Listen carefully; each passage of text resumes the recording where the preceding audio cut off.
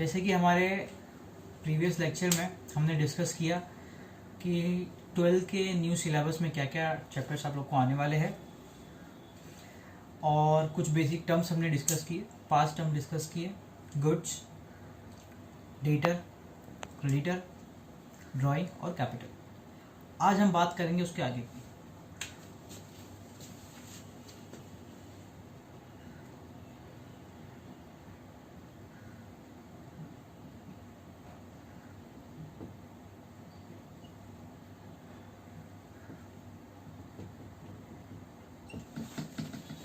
अगर इसके पहले के टॉपिक्स आपने कवर नहीं किए हैं तो मैं उसका लिंक डिस्क्रिप्शन बॉक्स में दे दूंगा, आप जाकर के देख सकते हैं। बात करते हैं आउटस्टैंडिंग एक्सपेंसेस की। क्या होता है आउटस्टैंडिंग एक्सपेंसेस? तो बिजनेस के पॉइंट ऑफ व्यू से ऐसा खर्चा जो अभी तक पे नहीं किया गया है, एकदम इजी और सरल भाषा में यही कहा जाएगा कि वो खर्चा जो बिजनेस को पे करना बाकी है।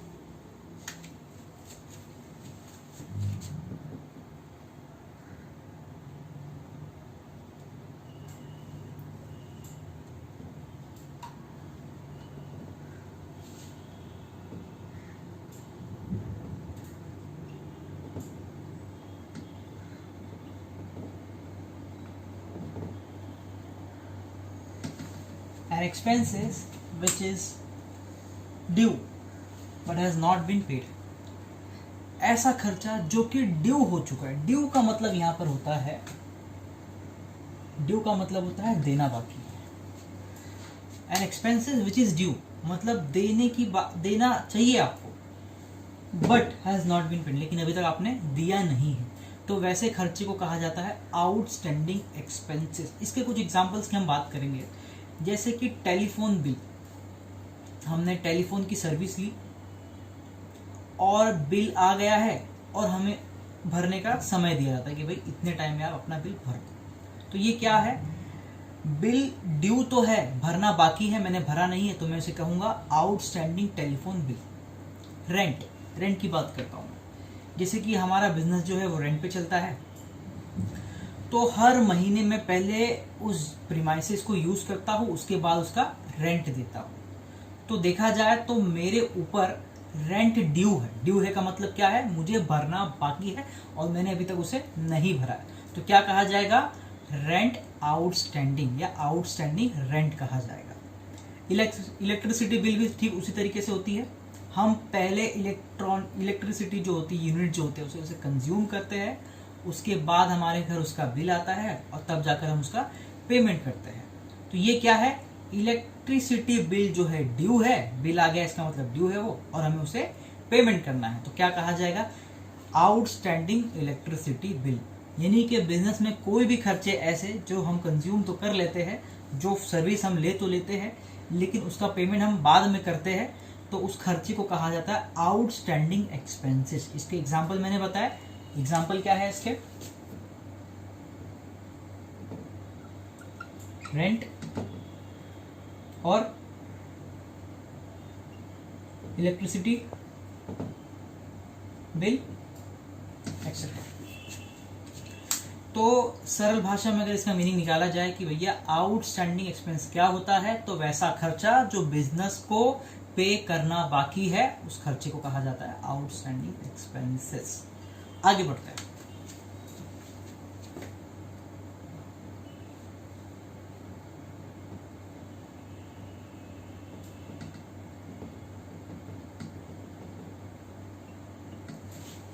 Prepaid expenses.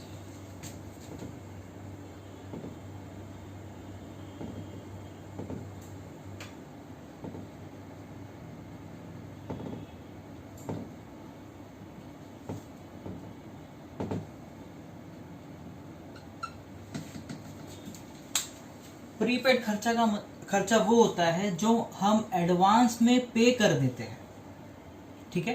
तो वैसे खर्चे को क्या कहते हैं हम? Prepaid expenses. मान लीजिए कि हमने हमारे स्टाफ्स को, जो भी हमारे बिजनेस में काम करते हैं जो लोग, उनको मैंने 1 महीने की सैलरी एडवांस में पे कर दी, तो उसे क्या कहा जाएगा? Prepaid salary. मान लीजिए जो हमारा प्रीमाइसेस है, जो बिजनेस का प्रीमाइसेस है वो रेंट पे है, और रेंट जो है मैंने 2 महीने का एक साथ भर दिया है, तो उसे क्या कहा जाएगा?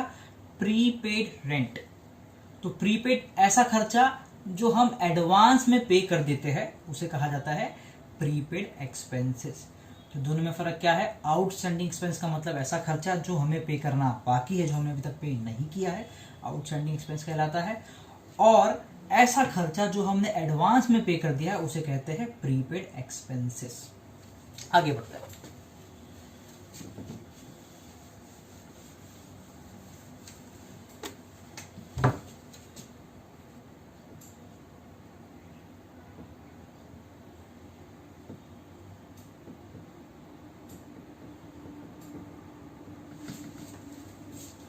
बहुत ही पॉपुलर टर्म, बहुत ही पॉपुलर वर्ड मैं कहूँगा अकाउंट्स के दुनिया में, बैड डेट्स। अकाउंट्स की दुनिया में क्यों, इन जनरल सेंस में भी कहूँगा कि लोगों को पता नहीं होता है कि उस टर्म को क्या कहा जाए।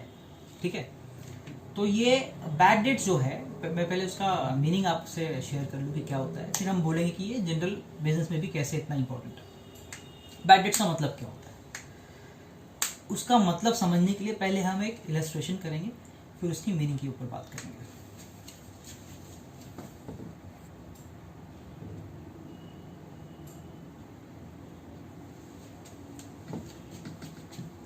यह है मिस्टर ए,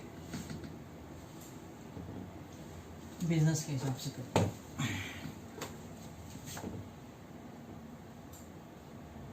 ये है हमारा बिजनेस। बिजनेस आए दिन लोगों को उधार में सामान बेचते रहता है, तो बहुत सारे लोगों को सामान वो बेचता है। ठीक है, उनमें से एक है मिस्टर एक्स। बिजनेस ने मिस्टर एक्स को सामान बेचा है उधारी पर, गुड्स बेचा है उधारी पर, जिसकी वैल्यू है सपोज 4 लाख। 4 लाख का सामान बिजनेस ने मिस्टर एक्स को दिया है उधारी पर। मिस्टर एक्स ने बोला है कि भैया जैसे ही मेरे पास पैसे आएंगे मैं आपको दे दूंगा, अभी के लिए मुझे कम से कम 3 महीने की मोहलत दे दो।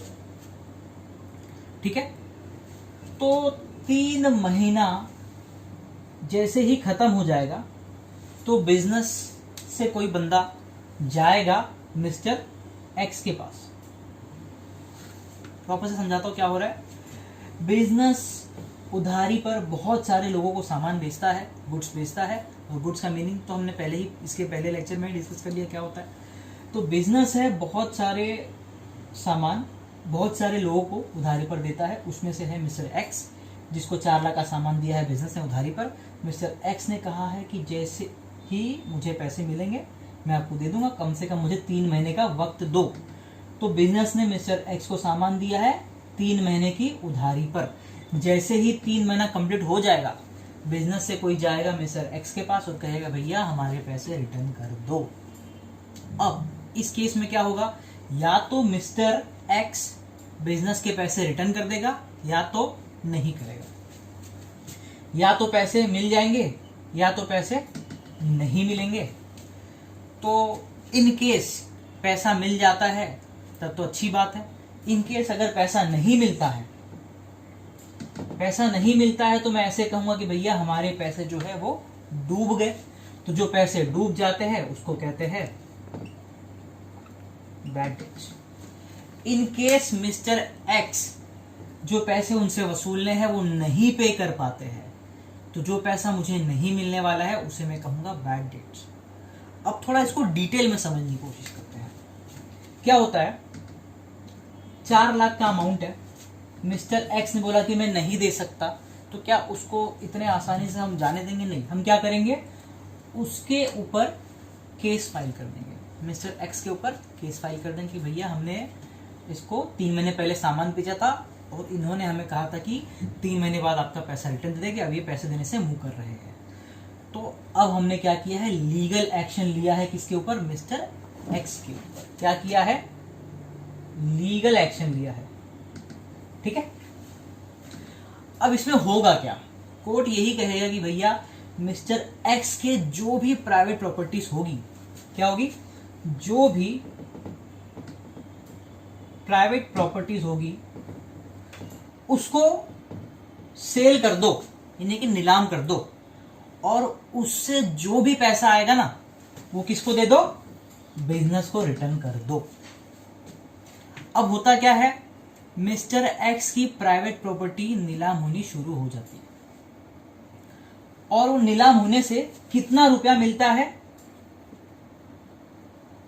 3 लाख। कितना मिलता है, 3। तो जैसे कि हमें पता है कि हमने सामान बेचा है 4 लाख का, उसने पैसे देने से मना कर दिया, हमने उसके ऊपर लीगल एक्शन ले लिया, कोर्ट ने बोला भैया उसकी प्राइवेट प्रॉपर्टी बेच दो। प्राइवेट प्रॉपर्टी सेल होने के बाद भी सिर्फ 3 लाख रुपए ही आ रहे हैं, हमें उससे लेना कितना था, 4 लाख। अब वो दे कितना रहा है, 3 लाख। अच्छा, प्राइवेट प्रॉपर्टी बिक गई, अब उसके पास कुछ बचा नहीं है बेचने के लिए, रोड पे आ गया वो, तो क्या 3 लाख से ज्यादा वो दे सकता है, मुझे नहीं दे सकता। तो मैं ऐसा कहूंगा कि 4 लाख में से 3 लाख तो मुझे मिल जाएगा, लेकिन वो पैसा जो मुझे कभी नहीं मिलेगा वो कितना है, 1 लाख रुपया। 1 लाख रुपया मुझे कभी नहीं मिलने वाला। तो जो पैसा हमें कभी नहीं मिलता है उसे हम कहते हैं बैड डेट्स। बात समझ में आई आपको? तो इस केस में बैड डेट्स कितना है आपका, 1 लाख है। अच्छा, इन केस वो 1 भी रुपया नहीं दे पाएगा तो 4 लाख पूरे के पूरे बैड डेट्स हैं। मैंने आपको सिनेरियो बताया कि क्या पॉसिबिलिटीज है इसके अंदर। ओके, तो बैड डेट्स का मीनिंग तो आपको समझ में आ गया। बैड डेट्स का मतलब वो होता है कि जो पैसा मुझे कभी भी नहीं मिल सकता उस पैसे को बैड डेट्स कहते हैं, या इन सरल भाषा में कहा जाए तो वो पैसा जो मेरा डूब चुका है, जो पैसा मुझे कभी नहीं मिलने वाला, उसको बैड डेट्स कहते हैं अकाउंट्स के लैंग्वेज में। ओके, आगे बढ़ते हैं। अच्छा, ये जो बंदा है ये पैसे नहीं दे पा रहा है, तो इसको क्या कहेंगे, इसको कहेंगे इंसॉल्वेंट। क्या कहेंगे, इंसॉल्वेंट। क्यों? क्योंकि वो अपनी उधारी पे करने के सक्षम नहीं है, उसकी कैपेसिटी नहीं है कि वो अपनी उधारी को पे कर सके। तो जो बंदा अपनी उधारी नहीं दे सकता तो उसे कहा जाता है इंसॉल्वेंट। और जो बंदा अपनी उधारी दे सकता है, इन केस ये प्राइवेट प्रॉपर्टीज बेचने के बाद उसको अगर 6 लाख आता तो क्या वो 4 लाख दे सकता था? यस, 4 लाख दे सकता था। तो मैं इसको तब भी उस केस में इंसॉल्वेंट कहूंगा क्या? नहीं। अगर कोई बंदा अपनी उधारी पे कर सकता है तो उसे कहा जाता है सॉल्वेंट। ठीक है, तो इन सब के अंदर हमने 3 बातें सीखी। वो पैसा जो हमारा डूब जाता है उसे कहते हैं बैड डेट्स। वो बंदा जो हमें पैसे देने के सक्षम नहीं है, वो बंदा जो पैसे दे नहीं सकता हमारे को, उसको कहते हैं इंसॉल्वेंट, जो कंगाल हो गया। कंगाल एक अच्छा वर्ड है उसके लिए। जो बंदा पैसे दे नहीं सकता, जो कंगाल हो गया, उसे कहते हैं इंसॉल्वेंट। और वो बंदा जो हमारे को हमारी उधारी दे सकता है, जो सक्षम है पैसे देने के, उसे कहेंगे सॉल्वेंट। ठीक है, तो आइए लिखते हैं।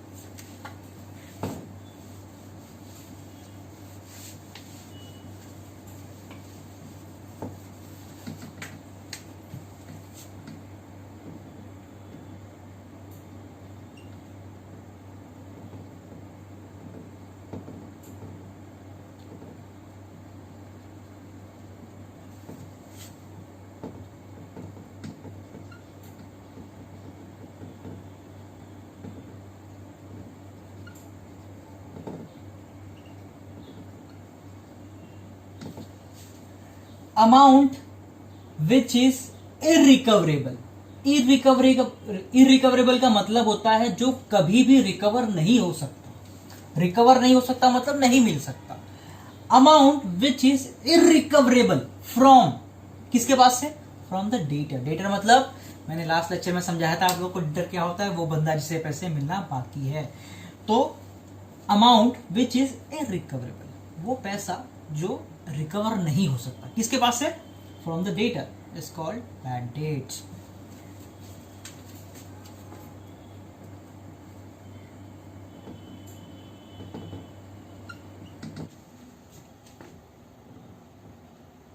The person whose liability is more than his asset is called insolvent। समझेंगे उसे क्या कहते हैं। Last point,